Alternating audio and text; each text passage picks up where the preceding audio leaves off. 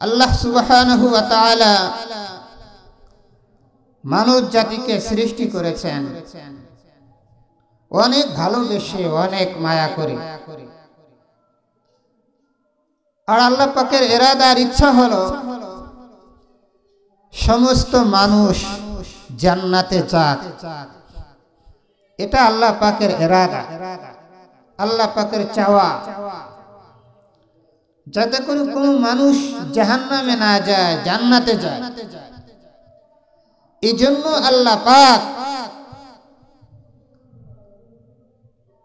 অনেক মাধ্যম অবলম্বন করেছেন যাতে করে সমস্ত মানুষ জান্নাতে যেতে পারে।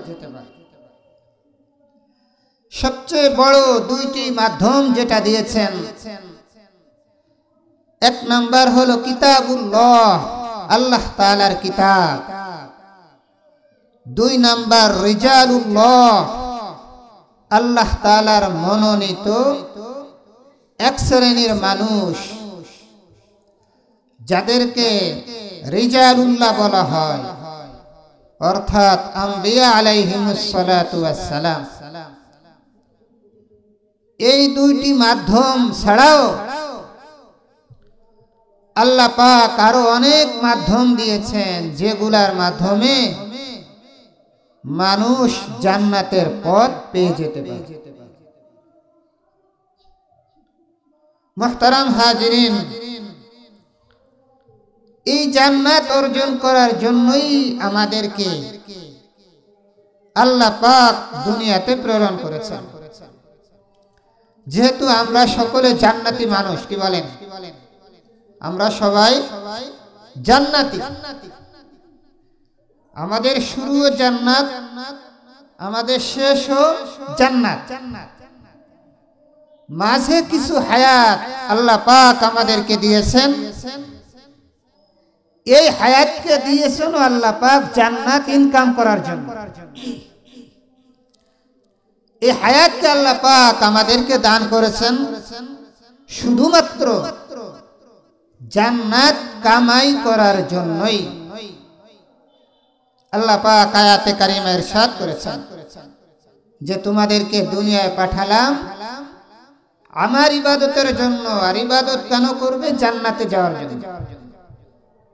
মুহতারাম হাজিরিন, আল্লাহ পাকের জান্নাত কিভাবে আমরা অর্জন করতে পারি, এই উদ্দেশ্যেই গতানুগতিক এই মাহফিল গুলা হয়ে থাকে। উম্মত কিভাবে জান্নাত পেতে পারে, উম্মতের মধ্যে কিভাবে জান্নাতের বুঝ আসতে পারে, এই উদ্দেশ্য করেই এই মাহফিল গুলা হয়ে থাকে। আমরা এই মাহফিলে এসেছি দুই শ্রেণীর মানুষ। এক শ্রেণীর হলো বক্তা, আর এক শ্রেণীর শ্রোতা। বক্তা এবং শ্রোতা উভয়ের উদ্দেশ্য আল্লাহকে পাওয়া। যদি কারো নিয়ত এরকম নাও থাকে তাহলে নিয়তকে পরিবর্তন করা। বক্তা এবং শ্রোতা উভয়ের উদ্দেশ্য হলো আল্লাহ পাকের রেজামন্দি হাসিল করা। যদি উদ্দেশ্য এটা হয়ে থাকে তাহলে আমাদের আশা বসা প্রত্যেকটি সময় কদমে কদমে আল্লাহ পাক নেকি রেখেছেন। এবং এ ব্যাপারে হাদিসেও এসেছে। রাসূল আরবি সাল্লাল্লাহু আলাইহি ওয়াসাল্লামের সাহাবী হযরত আবু দারদা রাদিয়াল্লাহু তাআলা আনহু বসবাস করতেন দামেস্কে। উনার শেষ জীবন পর্যন্ত দামেস্কে বসবাস করেছেন। এক সময় হযরত আবু দারদা রাদিয়াল্লাহু তাআলা আনহু একটা হাদিস বর্ণনা করেছেন। এই হাদিসখানি যখন পৃথিবীর দিক দিগন্তে ছড়িয়ে গেল, তখন এই হাদিসের এক রাবী উনি মদিনা থেকে দামেস্কের দিকে রওনা করলেন।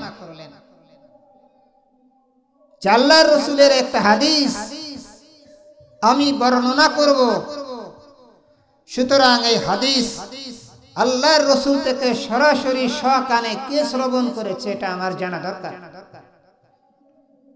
মুহতারাম হাজিরিন, উনাদের মধ্যে হাদিসের যাওক আর শৌক এত বেশি ছিল, ইলমের মর্যাদা এবং আগ্রহ এবং মাহাব্বত এত বেশি ছিল, ইলমের জন্য একটা হাদিসের জন্য সফর শুরু করলেন। হাদিসের কিতাবের মধ্যে এসেছে, যা রাজুলুন মিনাল মাদিনাতি মাদিনাতির রাসূল সাল্লাল্লাহু আলাইহি ওয়াসাল্লাম ইলা দিমাশক। একজন ব্যক্তি মদিনাতুর রাসূল সাল্লাল্লাহু আলাইহি ওয়াসাল্লাম আল্লাহর নবীর মদিনা থেকে, অর্থাৎ বর্তমান মক্কা মদিনা যেটা, মদিনা শরীফ থেকে সফর করে সুদূর দিমাশকে পৌঁছালেন। খাদেম এসে বললেন, হযরত আবু দারদা রাদিয়াল্লাহু তাআলা আনহুর খাদেম এসে বললেন, হযরত আপনার নিকটে মদিনাতুর রাসূল থেকে একজন মুসাফির এসেছে। হযরত আবু দারদা রাদিয়াল্লাহু তাআলা আনহু জিজ্ঞাসা করলেন যে আপনি কি আমাজিতু ইলাইয়া মিন তিজারা, আপনি কি আমার কাছে কোনো ব্যবসার উদ্দেশ্যে এসেছেন? মুসলমান ভাইরা রে আমার, কারণ তদানীল কালে দামেস্কের মধ্যে বড় বড় ব্যবসায়ী পণ্য পাওয়া যেত, আর তেজারতকারী ব্যবসায়ী ব্যক্তিরা দামেস্ক থেকে ব্যবসার পণ্য নিয়ে মক্কা মদিনার মধ্যে ব্যবসা করত। পয়গম্বরের সাহাবী হযরত আবু দারদা রাদিয়াল্লাহু তাআলা আনহু জিজ্ঞাসা করলেন, ভাই আপনি কি মদিনার থেকে এখানে মুসাফির করেছেন কোন ব্যবসার উদ্দেশ্যে, ব্যবসা পণ্য গ্রহণ করার উদ্দেশ্যে? মুসাফির বলে, না না, ব্যবসার কোনো উদ্দেশ্যে আমি মদিনা থেকে দামেস্কে আসি নাই। বললেন, পয়গম্বরের সাহাবী হযরত আবু দারদা রাদিয়াল্লাহু তাআলা আনহু জিজ্ঞাসা করলেন, ভাই আপনি কি অন্য কোন গরজ এখানে এসেছেন? বলে, না। তাহলে লিমা জিতা ইলাইয়া, আমার নিকটে আপনি কেন এসেছেন একটু ভেঙে বলেন। মুসাফির বলেন, পয়গম্বরের সাহাবী হযরত আবু দারদা সুদূর মদিনাতুর রাসূল সাল্লাল্লাহু আলাইহি ওয়াসাল্লামের দেশ থেকে আমি আল্লাহর পয়গম্বরের একটা হাদিস শ্রবণ করেছি। ওই হাদিসটা আল্লাহর রাসূল থেকে বর্ণনাকারী সাহাবী কে আছে, আল্লাহর পয়গম্বর থেকে হাদিসটি স্বকানে গ্রহণ করেছে, শ্রবণ করেছে, এমন ব্যক্তির তথ্য আর খবর আমি পেতে চাই। তথ্য নিয়ে দেখলাম পয়গম্বরের সাহাবী সারা পৃথিবীতে বর্তমান দামেস্কের মধ্যে অবস্থানকারী সাহাবী আপনি, যিনি আল্লাহর পয়গম্বর থেকে হাদিসটি রওয়ায়াত করেছেন, স্বকানে শ্রবণ করেছেন। আমি যখন জানতে পারলাম তখন মদিনাতুর রাসূল থেকে সফর করে আপনার নিকটে পৌঁছালাম। মুসলমান ভাইরা আমার, মদিনাতুর রাসূল থেকে দামেস্ক 1000 কিলোমিটারের উপরে দূরত্বের পথ। ওই বর্ণনাকারী সাহাবী আল্লাহর পয়গম্বরের সাহাবী হযরত আবু দারদা রাদিয়াল্লাহু তাআলা আনহুর নিকটে গিয়া প্রশ্ন করলেন, পয়গম্বরের সাহাবী, আল্লাহর পয়গম্বরের একখানে হাদিস আমি শ্রবণ করেছি, ওই হাদিসখানে আমি আপনার থেকে শ্রবণ করতে চাই। মুসলমান ভাইরা আমার, বলতেছিলাম আল্লাহ তাআলার কুরআন রাসূলের হাদিসের মাহফিল, যেখানে আল্লাহ এবং রাসূলের আলোচনা হয়, ওই আলোচনায় আমি আপনি এসে থাকি, প্রায় মাহফিলে যে থাকি। এই মাহফিলে যাওয়ার ফায়দা আর ফজিলত কি, এটা আলোচনা করতে গিয়ে পয়গম্বরের হাদিসের ঘটনা বলছি। আল্লাহর পয়গম্বরের সাহাবী হযরত আবু দারদা রাদিয়াল্লাহু তাআলা আনহু বললেন, সামি'তু মিন উযনাইয়া, আমি আল্লাহর পয়গম্বরের পক্ষ থেকে নিজ কানে শ্রবণ করেছি। পয়গম্বর সাল্লাল্লাহু আলাইহি ওয়াসাল্লামের ইরশাদ করেন, মান সালাকা তরিকাই ইয়ালতামিসু ফীহি ইলমা সাহালাল্লাহু লাহু বিহি তরিকান ইলাল জান্নাহ। আল্লাহর পয়গম্বর বলেছেন, যেই ব্যক্তি ইলম অর্জনের জন্য, কুরআন ও হাদিসের কোনো মাসআলা মাসাইল শিক্ষা করার জন্য, কুরআন ও হাদিসের কোনো মাসআলা মাসাইল আমলের জন্য নিজের ঘর থেকে কদম বাহির করে, আল্লাহর পয়গম্বর সাল্লাল্লাহু আলাইহি ওয়াসাল্লাম ইরশাদ করেন, আল্লাহ পাক ওই ব্যক্তির জন্য জান্নাতের রাস্তা সহজ করে দেয়। তাহলে আমি আপনি এখানে এসেছি কোরআনের আলোচনা শোনার জন্য, হাদিসের আলোচনা শোনার জন্য। আল্লাহ রাসূল সাল্লাল্লাহু আলাইহি ওয়াসাল্লামের যে ফজিলত, বর্ণনাকৃত ফজিলত আল্লাহ পাক আমাদেরকেও প্রত্যেকের আমলনামায় দান করবেন। সুবহানাল্লাহ।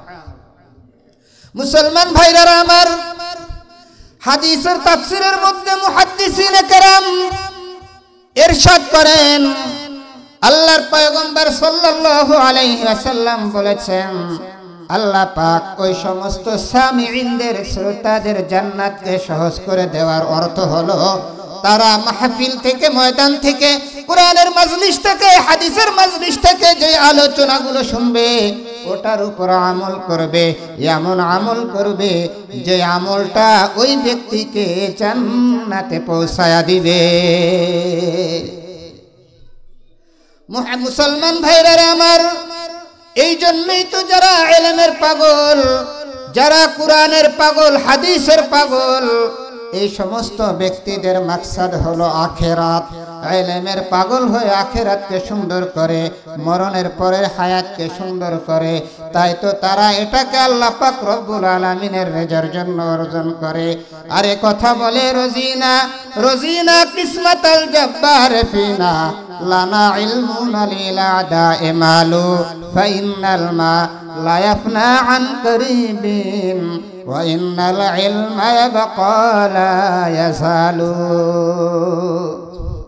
মুসলমান ভাইরা আমার, তার কারণ হলো এই, আল্লাহ পাক রব্বুল আলামিন যে কোরআনের ইলম দান করেছেন, হাদিসের ইলম দান করেছেন, এই ইলম এমন একটা সম্পদ, ইলম এমন একটা দৌলত, এমন একটা মাল, যে ইলম ব্যক্তি যে অর্জন করে, এই মালটা দুনিয়াতেও তার ব্যক্তিগত মাল, আখিরাতেও তার ব্যক্তিগত মাল। দুনিয়াতেও তার ব্যক্তিগত সম্পদ, আখিরাতেও তার ব্যক্তিগত সম্পদ। এর নাম হলো ইলম। দুনিয়ার যে সম্পদ আমরা অর্জন করি, এই সম্পদ মৌত পর্যন্ত যায়, মৌতের পর আর যায় না। কিন্তু ইলম এমন একটা সম্পদ যেটা দুনিয়াতেও মানুষের কাজে লাগে, আখিরাতেও মানুষের কাজে লাগে। এমন একটা সম্পদের নাম ইলম।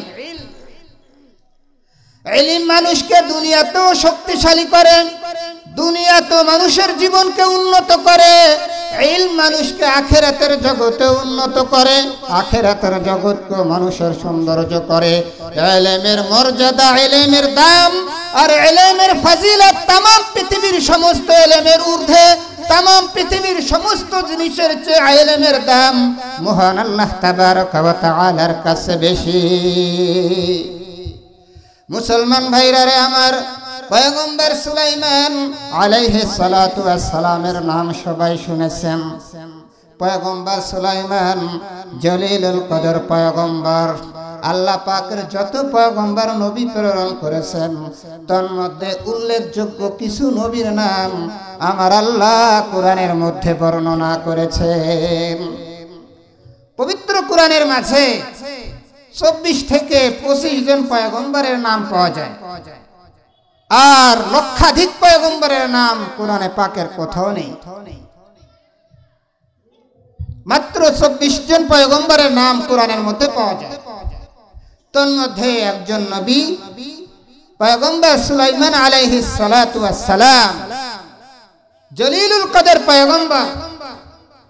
তার পাশাপাশি, পয়গম্বরের পাশাপাশি এমন একজন নবী, যেই নবীকে আল্লাহ পাক পুরা পৃথিবীর রাজত্ব দান করেছিলেন। সুবহানাল্লাহ। তাম পৃথিবীর রাজত্ব দিয়েছিলেন। মুহতারাম হাজিরিন, তাম পৃথিবী রাজত্ব যারা করেছেন এমন ব্যক্তির সংখ্যা 4 জন। কয়জন বলেন? 4 জন। কয়জন? 4 জন যারা তাম পৃথিবীর রাজত্ব করেছেন। তন্মধ্যে 2 জন আল্লাহর নবী পয়গম্বর আর 2 জন সাধারণ ব্যক্তি। তন্মধ্যে জলিলুল কদর পয়গম্বর হযরতে সুলাইমান আলাইহিস সালাতু ওয়াস সালাম রাজত্ব পরিচালনা করেন। আল্লাহর পয়গম্বর বাচ্চা সুলাইমান এমন সিংহাসন আমার আল্লাহ দান করেছিলেন যে সিংহাসনের মধ্যে একসাথে 4 লক্ষ লোক অবস্থান করতে পারত। সুবহানাল্লাহ। এমন সিংহাসন দিয়েছিলেন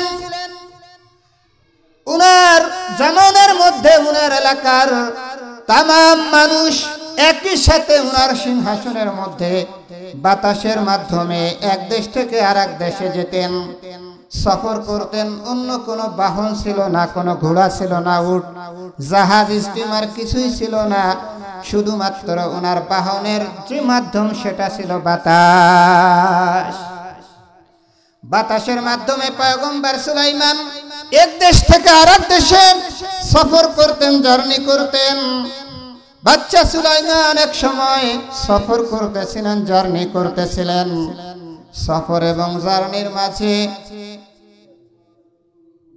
উনি সঙ্গে নিয়েছিলেন মানুষ, জিন, পশু পাখি সব শ্রেণীর মাখলুককে উনি সঙ্গে নিয়েছিলেন। তন্মধ্যে একটা পাখিও ছিল, পাখির নাম ছিল হুদহুদ। বলেন, হুদহুদ পাখি। পয়গম্বর সুলাইমান যখন জার্নি শেষ করলেন, উনার সিংহাসনে আগন্তুক সমস্ত ব্যক্তিদের নিয়ে উনি পরামর্শ করতেছিলেন। ওই পরামর্শের মধ্যে মানুষও ছিল, জিনও ছিল, পশু পাখিও ছিল।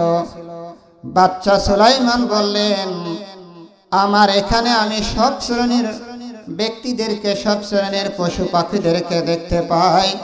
লাম আরাল হুদহুদ, কেন হুদহুদকে আমি খুঁজে পাই না? হুদহুদ কোথায় গেল? একই সাথে সফর করলাম, হুদহুদ খুঁজে পাই না। মুসলমান ভাইরা আমার, জিনদের মাধ্যমে হুদহুদকে খবর দেয়া হলো, পয়গম্বর সুলাইমান তোমাকে খুঁজে পায় না। সুতরাং তুমি যেখানেই থাকো না কেন, পয়গম্বর সুলাইমানের সামনে এসে হাজির হয়ে যাও। যদি হাজির না হও, তোমার খবর আছে, তোমাকে পানিশমেন্ট দেওয়া হবে, শাস্তি দেওয়া হবে।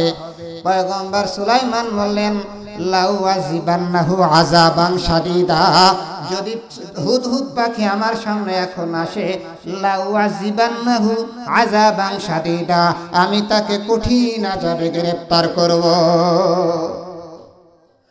এমন সময় হুদহুদ পাখি একটা খবর নিয়ে পয়গম্বর সুলাইমান আলাইহিস সালাতু ওয়াস সালামের সামনে এসে হাজির।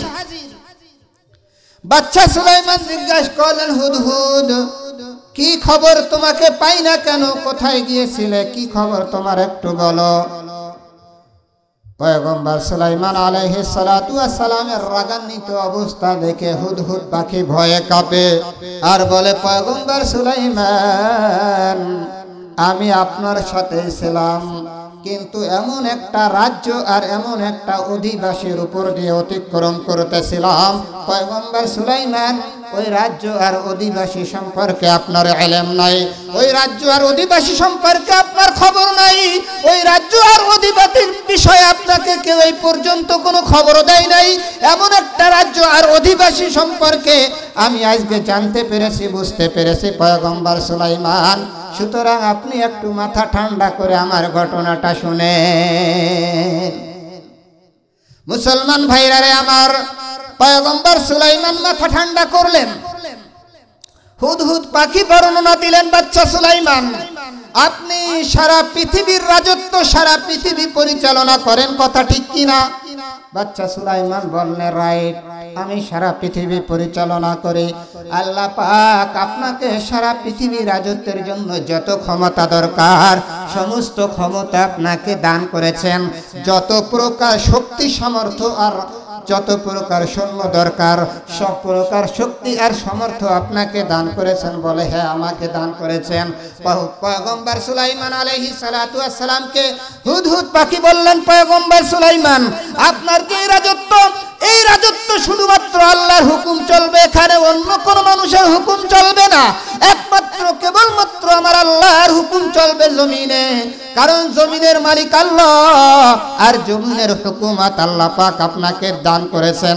সুতরাং আপনার রাজত্বের মধ্যে অন্য কোনো ব্যক্তি যদি আল্লাহর শিরিক করে, অন্য কোনো ব্যক্তি আল্লাহকে বাদে অন্য কারো ইবাদত করে, এটা আমরা কখনোই বরদাস্ত করতে পারবো না। কি বলেন? রাজত্ব কার? আল্লাহর। জমিন কার? কার বলেন? ভয় পান নাকি? জমিন কার? রাজত্ব চলবে কার? হুকুমত কার চলবে? আল্লাহ পাক বলেন, ওয়ামাল্লাম ইয়াহকুম বিমা আনজালাল্লাহ ফাউলাইকা হুমুল কাফিরুন। এক জায়গায় কাফের বলেছেন, ওয়ামাল্লাম ইয়াহকুম বিমা আনজালাল্লাহ ফাউলাইকা হুমুজ জালিমুন। এক জায়গায় জালিম বলেছেন, ওয়ামাল্লাম ইয়াহকুম বিমা আনজালাল্লাহ ফাউলাইকা হুমুল মুশরিকুন। আল্লাহ পাক বলেন, জমিন আমার, রাজত্ব চলবে আমার জমিনে যদি অন্য কারো রাজত্ব চলে তারা কাফের, আমার জমিনের মধ্যে যদি অন্য কোনো ব্যক্তির রাজত্ব চলে তারা মুশরিক, আমার জমিনে যদি অন্য কোনো ব্যক্তির রাজত্ব চলে তাহলে তারা জালেম। আল্লাহ পাক রব্বুল আলামিন বলেন, জমিন আমার, রাজত্ব চলবে আমার। জোরে কোন ঠিক কিনা? কারণ এই জমিনের মধ্যে আল্লাহর রাজত্ব বাস্তবায়ন করার জন্য আমার আপনার আল্লাহ আমাদেরকে কোরআন দিয়েছেন। সুতরাং কোরআনের শাসন চলবে, কোরআনের মাহাব্বাতে কোরআনের শাসন সারা পৃথিবীতে চলবে। এটা মুমিনের মনের তাকাজা আর ইরাদা। কোরআনী হুকুমের, কোরআনী শাসন বাস্তবায়নের জন্য যারা দুনিয়াতে আল্লাহ পাকের সৈনিক হবে তাদের নাম হলো মুসলমান। তাদের নাম মুসলমান। মুসলমানরা হবে আল্লাহর কোরআন আল্লাহর জমিনে বাস্তবায়নের জন্য সৈনিক। মুসলিম বাদে বাকি যত গোষ্ঠী আর যত জাতি আছে সমস্ত জাতি হবে দাজ্জালের সঙ্গী, দাজ্জালের সৈনিক। আর আল্লাহর কোরআন আল্লাহর জমিনে বাস্তবায়নের জন্য যেই সৈনিক হবে তাদের নাম মুসলমান। মুসলমান ভাইরা আমার, পয়গম্বর সুলাইমানের সামনে হুদহুদ পাখি এসে বলে, পয়গম্বর, আল্লাহর জমিনের মধ্যে আমি একটা অধিবাসীর নাম জানি, আর এই অধিবাসীর একটা লিডার আছে, একটা মন্ত্রী আছে। এই মন্ত্রীর নাম বাচ্চা ম্যাডাম বিলকিস। বাচ্চা ম্যাডাম বিলকিস। এই ম্যাডাম বিলকিস আল্লাহর জমিনের মধ্যে আপনার রাজত্বের মধ্যে আল্লাহ বাদে গায়রুল্লাহর ইবাদত করে, আল্লাহ বাদে গায়রুল্লাহর ইবাদত করে, শিরিক করে আর পূজা করে। সুতরাং আল্লাহর জমিনের মধ্যে আপনার রাজত্বে একটা ম্যাডাম বিলকিস মন্ত্রী আছে যে আপনার আল্লাহকে মানে না। এমন একটা অধিবাসী আর প্রধানমন্ত্রীর খোঁজ নেওয়ার জন্য আমার লেট হয়ে গেছে, সুতরাং আয়াম সরি, আমাকে মাফ করে দেন। মুসলমান ভাইরা আমার, যখন হুদহুদ পাখি পয়গম্বর সুলাইমানকে ঘটনা খুলে বললেন, পয়গম্বর সুলাইমান বলে, তাই নাকি? ঘটনা কি সত্য? হুদহুদ পাখি বলে, পয়গম্বর সুলাইমান, ঘটনা সত্য। সুতরাং এখন আপনার তার বিরুদ্ধে অবস্থান নিতে হবে, পদক্ষেপ গ্রহণ করতে হবে। কি করা যায়?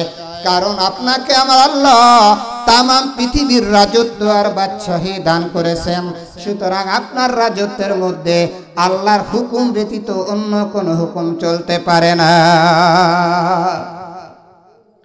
মুসলমান ভাইরা আমার, পয়গম্বর সুলাইমান এবার পরামর্শ ডাকলেন, মিটিং কল করলেন। উজির নাজির সহ সংসদে হাজির হয়ে গেল তামাম মাখলুক। পয়গম্বর সুলাইমান ইরশাদ করলেন, কে আছো তোমাদের মাঝে? সংসদীয় যারা সদস্য আছে বললেন, কে আছো তোমাদের মাঝে? এখনই আমার সামনে বিলকিসের সিংহাসন এনে হাজির করবে। মুসলমান ভাইরা আমার, পয়গম্বর সুলাইমান যখন প্রস্তাব করলেন আমার সামনে বিলকিসের সিংহাসন এনে হাজির করবে, কার আছে এই ক্ষমতা? ক্বালা ইফরিতুম মিনাল জিন্নি আনা আতিকা বিহি ক্বাবলা আন তাকুমা মিন মাকামিক। 19 নম্বর পারা 18 নম্বর পৃষ্ঠার সর্বশেষ আয়াত। ক্বালা ইফরিতুম মিনাল জিন্নি আনা আতিকা বিহি ক্বাবলা আন তাকুমা মিন মাকামিক। পয়গম্বর সুলাইমান, আমি বিলকিসের সিংহাসন এখন আপনার সামনে হাজির করে দিব। পয়গম্বর সুলাইমান বললেন, টাইম কতটুক? বলে, বাচ্চা সুলাইমান, আমার টাইম হলো আপনার এই সংসদ অধিবেশন শেষ হওয়ার আগেই, ক্বাবলা আন তাকুমা মিন মাকামিক, অধিবেশন শেষ হওয়ার আগেই আপনার সামনে এসে হাজির করে দিব। মুসলমান ভাইরা আমার, পয়গম্বর সুলাইমান বলেন, না না, এত লেট আর দেরি সহ্য করা যাবে না, কারণ পৃথিবীর জমিন আল্লাহর, আল্লাহর জমিনে আল্লাহর রাজত্ব চলবে, আর সেই জমিনের মধ্যে যদি অন্য কোনো ব্যক্তি রাজত্ব করে তার পানিশমেন্ট অতি দ্রুত হবে। সুতরাং এর চাইতে অতি তাড়াতাড়ি তাজিলান কে আমার সামনে হাজির করতে পারবে? পয়গম্বর সুলাইমান যখন এ কথা বললেন, তখন ওই মজলিসের মধ্যে একজন ছিলেন আলেম। তদানীনকালে আল্লাহ পাকের পক্ষ থেকে যে ইলম নাজিল করা হয়েছিল, ওই ইলমের একজন আলেম ওই মজলিসের মধ্যে হাজির ছিল। জোরে কন্যা সুবহানাল্লাহ।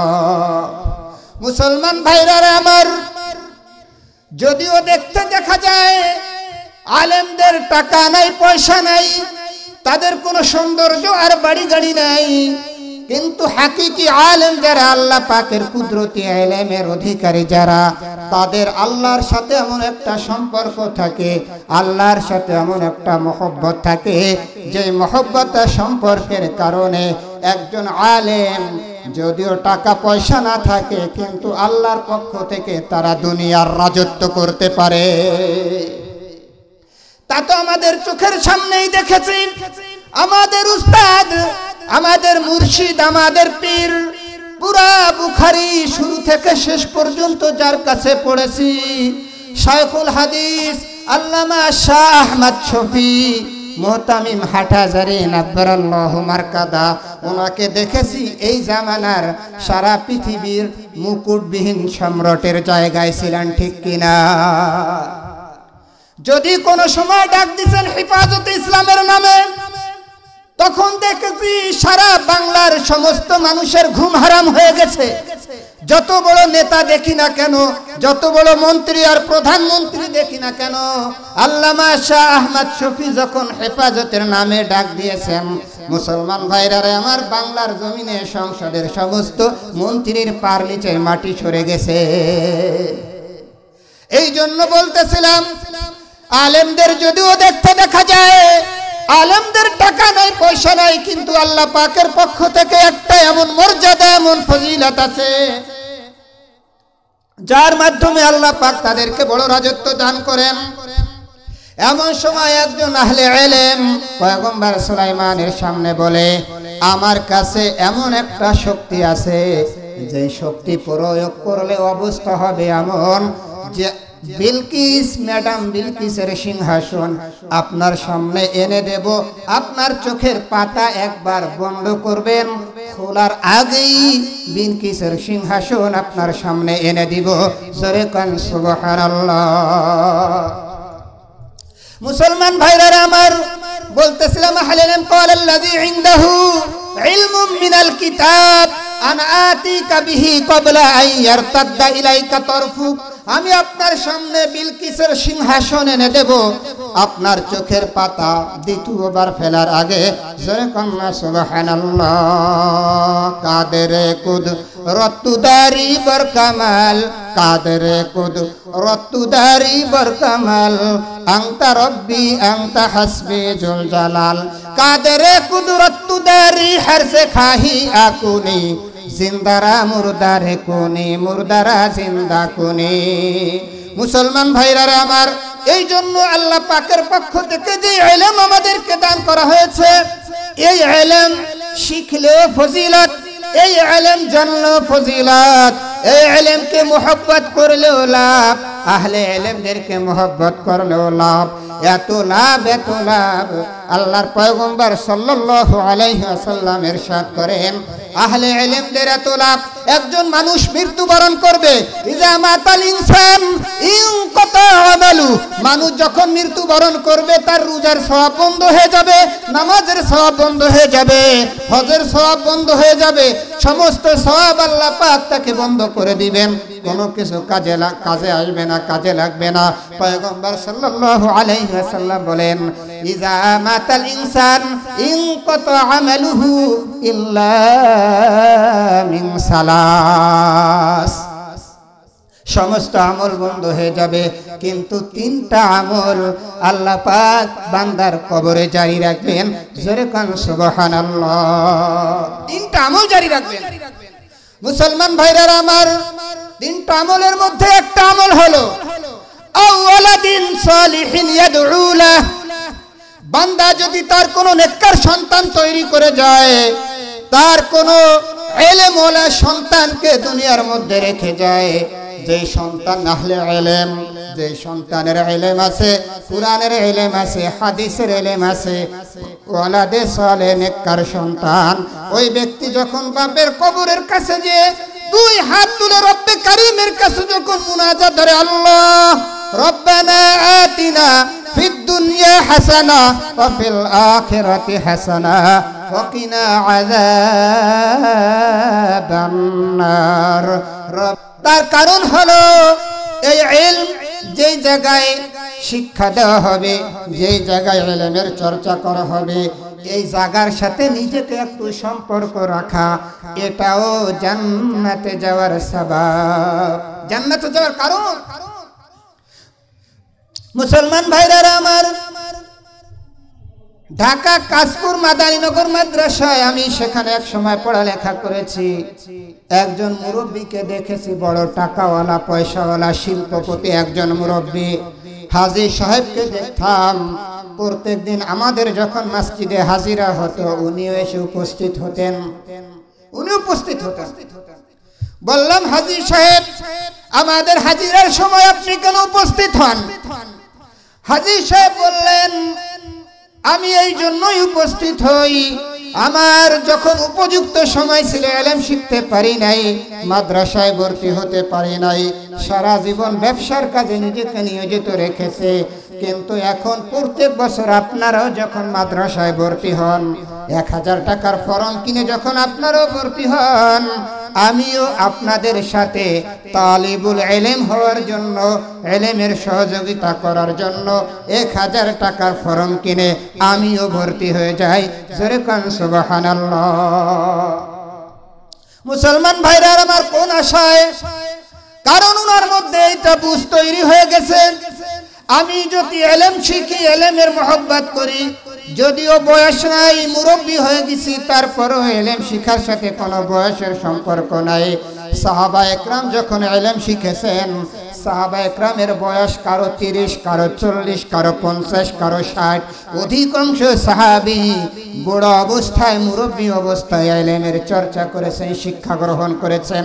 আল্লাহ পাক যখন কোরআন নাজিল করেছেন, ইলম নাজিল করেছেন, সাহাবা একরাম যার যে হালাত ছিল, যার যে অবস্থা ছিল, আল্লাহর পয়গম্বর থেকে ইলম অর্জন করেছেন। মুসলমান ভাইরা আমার, বলতেছিলাম, এই ইলমের সাথে যাদের মহব্বত তাদেরও লাভ, এই কোরআনের সাথে যাদের মহব্বত তাদেরও লাভ, এই কোরআন পড়লেও লাভ, কোরআনের সহযোগিতা করলেও লাভ, এই কোরআন বুঝলেও লাভ, এই কোরআন না বুঝলেও লাভ। সুতরাং আমার আপনার দায়িত্ব হলো, আমার আপনার অঞ্চলে যেহেতু মসজিদ কর্তৃক একটা মাদ্রাসা তৈরি হয়েছে, এই মাদ্রাসাকে যদি আমি আপনি সহযোগিতার হাত বাড়াই, এই মাদ্রাসায় সহযোগিতা করি, নিজের সন্তান দিয়ে, নিজের নাতি পুতা দিয়ে, নিজের টাকা পয়সা সব কিছু দিয়ে যদি মাদ্রাসা সহযোগিতা করে, আমার আপনার আল্লাহ কাল ময়দানে কিয়ামতে এই সহযোগিতার উসিলায় জান্নাত দিতে পারেন কি পারেন না? কারণ রহমতে খুদা বাহানা মিজুয়াত, আল্লাহ তাআলার রহমত বান্দাকে জান্নাতে দেওয়ার জন্য বাহানা তালাশ করে। মুসলমান ভাইরা আমার, জনাবে পয়গম্বর সাল্লাল্লাহু আলাইহি ওয়াসাল্লাম এক হাদিসের মধ্যে ইরশাদ করেন আমার সাহাবা, কাল ময়দানে কিয়ামতে সবচাইতে বড় দারিদ্র কে হবে? বড় ফকির, বড় দরিদ্র, বড় মিসকিন কে হবে? আল্লাহর পয়গম্বর সাল্লাল্লাহু আলাইহি ওয়াসাল্লামের সাহাবায়ে کرام বললেন, আল্লাহু আলাম ওয়া রাসূলুহু। সাহাবীদের একটা অভ্যাস ছিল, পয়গম্বর যদি কোনো বিষয়ে জিজ্ঞাসা করতেন, সাহাবায়ে کرام বলতেন আমরা পারি, বা উত্তর এরকম দিতেন না। সাহাবায়ে کرام বলতেন আল্লাহ, আল্লাহর রাসূল ভালো জানেন। এটা আল্লাহর রাসূলের সঙ্গে আদবের পরিচয় দিতেন, আদবের পরিচয় দিতেন। যদিও জানতেন তো আল্লাহ রাসূলের সামনে বলতেন না, বলতেন আল্লাহ, আল্লাহর রাসূল ভালো জানেন। মুসলমান ভাইরা আমার, আল্লাহর পয়গম্বর বলেন ময়দানে কিয়ামতে সবচাইতে বড় দারিদ্র কে হবে? সাহাবায়ে کرام বললেন আল্লাহু আ'লাম ওয়া রাসূলুহু। আল্লাহ, আল্লাহর পয়গম্বর ভালো করে জানেন। আল্লাহর পয়গম্বর বলেন আমার সাহাবা, কাল ময়দানে কিয়ামতে সবচাইতে দরিদ্র ওই ব্যক্তি হবে যেই ব্যক্তির হাতে আমল নামায় রোজার সওয়াব আছে, হজের সওয়াব আছে, বলে দান সৎকার সওয়াব আছে, জিকির আজকারের সওয়াব আছে, তাবলীগে চিল্লা দেশে তার সওয়াব আছে, অনেক প্রকার সওয়াব আর নেকি ওই ব্যক্তির আমল নামা ভরপুর থাকবে। কিন্তু ময়দানে কিয়ামতে ওই ব্যক্তির অবস্থা হবে এমন, আমলের কোনো ঘাটতি থাকবে না, অনেক প্রকার আমল থাকবে। মুসলমান ভাইরা আমার, কিন্তু ওই ব্যক্তি দুনিয়া থাকা অবস্থায় মানুষের হক নষ্ট করত, মানুষকে অনর্থক গালিগালাজ করত, মানুষের কিবাদ শিকায়েত করত, অনর্থক ভাবে যারা দুর্বল শ্রেণীর মানুষ থাকতো তাদের উপর তহমত আর বদনাম দিত। এমন আখলাক ওই ব্যক্তির থাকবে। কাল ময়দানে কিয়ামতে আল্লাহ পাক ওই ব্যক্তিকে কাঠগড়ায় হাজির করাইয়া তারা আমল নামা মানুষের সামনে পেশ করবেন। আর আল্লাহ পাক জিজ্ঞাসা করবেন, কে আছো? এই ব্যক্তির কাছে কে আছো? এই ব্যক্তির কাছে তোমাদের পক্ষ থেকে ঋণী এই ব্যক্তি কাকে? এই ব্যক্তি দুনিয়া থাকতে গালি দিছে, অন্যায় ভাবে গালি দিছে, লোক দাঁড়ায়া যাবে, আল্লাহ দুনিয়া থাকতে আমরা দুর্বল ছিলাম, আমাদেরকে গালি দেওয়া হয়েছিল, কোনো প্রতিবাদ করতে পারি নাই। আল্লাহ পাক ওই ব্যক্তিকে তার আমলনামা থেকে নেকি দান করবেন। আল্লাহ পাক জিজ্ঞাসা করবেন, দুনিয়া থাকতে এই ব্যক্তি কার গীবাত আর শিকায়েত করেছেন? মুসলমান ভাইরা আমার, এক শ্রেণীর ব্যক্তি দাঁড়ায় যাবে, আল্লাহ দুনিয়া থাকতে আমাদের গীবাত শিকায়েত করেছে। আল্লাহ পাক ওই ব্যক্তির সওয়াব, ওই গীবাত শিকায়েত যাদের করেছে তাদের আমলনামায় দান করে দিবেন। এমনি ভাবে যত প্রকার হক আছে, হক নষ্টকারী ওই সমস্ত ব্যক্তিদের আমলনামায় এই ব্যক্তির সওয়াব দান করবেন। করতে করতে ব্যক্তির আমলনামায় আর কোনো সওয়াব থাকবে না। আল্লাহ পাক রব্বুল আলামিন এই ব্যক্তিকে নিঃস্ব আর দরিদ্র আর মিসকিন করে আল্লাহ পাক ওই ব্যক্তির সব আমলকে বরবাদ করে দিয়ে জাহান্নামের দিকে নিক্ষেপ করবেন। জোরে কান্না নাউজুবিল্লাহ। মুসলমান ভাইরা আমার, ওই ময়দানে কিয়ামতে একজন ব্যক্তি যখন নিঃস্ব হবে, জান্নাতে যাওয়ার কোনো সওয়াব থাকবে না, জান্নাতে যাওয়ার কোনো ওসিলা আর পাবে না। ওই ব্যক্তি নিঃস্ব অবস্থায় জাহান্নামের দিকে যেতে থাকবে। এক শ্রেণীর ব্যক্তি ওই ব্যক্তিকে, জাহান্নামী ব্যক্তিকে পিছন থেকে ডাকতে থাকবে, বলে চাচা একটু দাঁড়ান। ওই ব্যক্তি পিছন দিকে ফিরবে, বলে আতারিফুনি, আপনি কি আমাকে চেনেন? বলে লা আরিফুক, আমি তোমাকে চিনি না। বলে চাচা আমি অমুক মাদ্রাসার ওই ছাত্র, যেই ছাত্র মাদ্রাসায় পড়াকালীন আপনার বাড়িতে লজিং থাকতাম, মাদ্রাসায় পড়াকালীন আপনি আমাকে সহযোগিতা করতেন, চাচা একটু মনে পড়ে কিনা? চাচা বলে এমন তো কিছু মনে আসে না। ওই ছাত্র বলবে চাচা আল্লাহ পাক আমাকে ইলম শিখার তৌফিক দান করেছেন, ইলম শিখেছি, ইলমের উপর আমলও করেছি, আমলের বদৌলতে আল্লাহ পাক আমাকে আজকে জান্নাত দান করেছেন। মুসলমান ভাইরা আমার, কাল ময়দানে কিয়ামতে আল্লাহ পাক জান্নাত দান করার পাশাপাশি আহলে ইলম যারা হবে, জান্নাতি আলেম যারা হবে, জান্নাতি আলেমদেরকে একটা আলাদা পারমিশন, একটা আলাদা ফজিলত দান করবেন, যেটা অন্য কোন জান্নাতীদেরকে আল্লাহ পাক এটা দান করবেন না। এই আলেম, জান্নাতি আলেম ব্যক্তি যে হবে, এই জান্নাতি আলেম ব্যক্তিকে আলাদা একটা পারমিশন দিবেন। এই পারমিশন হলো আল্লাহ পাক তাদেরকে সুপারিশ করার অধিকার দান করবেন। আহলে ইলম তারা জান্নাতি হবেন, তাদেরকে আল্লাহ পাক সুপারিশ করার পারমিশন দিবেন। জাহান্নামী ব্যক্তিদেরকে সুপারিশ করে করে জান্নাতি আলেম তাদেরকে জান্নাতে নিয়ে যাবে। যেরকম সুবহানাল্লাহ। মুসলমান ভাইরা আমার, এই জন্য এই বাগানে, এই ইলমের বাগানকে আমাদেরকে সাজাইতে হবে। যত প্রকার সহযোগিতা আছে আমাদের করতে হবে। এক নাম্বার সহযোগিতা হলো আমাদের নিজেদের বাচ্চা এবং আমাদের নাতিপুতিদেরকে এই মাদ্রাসায় ভর্তি করাইতে হবে। দ্বিতীয় নম্বর সহযোগিতা হলো আমাদের শারীরিকভাবে পরামর্শ দিয়ে, শক্তি সমর্থন দিয়ে মাদ্রাসার সহযোগিতা করতে হবে। তৃতীয় নম্বর সহযোগিতা হলো মাদ্রাসা যদি আর্থিক সংকটে পড়ে, আমি আপনি যদি আর্থিক সহযোগিতাও করি, তিন সহযোগিতার মাধ্যমে মুসলমান ভাইরা আমার, আমি আপনি যদি দুনিয়া থেকে বিদায় নিতে পারি, আল্লাহ পাক আমাদেরকে এই ইলমের মহব্বতের উসিলায় জান্নাত দিতে পারেন। এজন্য আমার আপনার উচিত হবে এই প্রতিষ্ঠানকে, এই বাগানকে, কোরআনের বাগান, জান্নাতের এই বাগান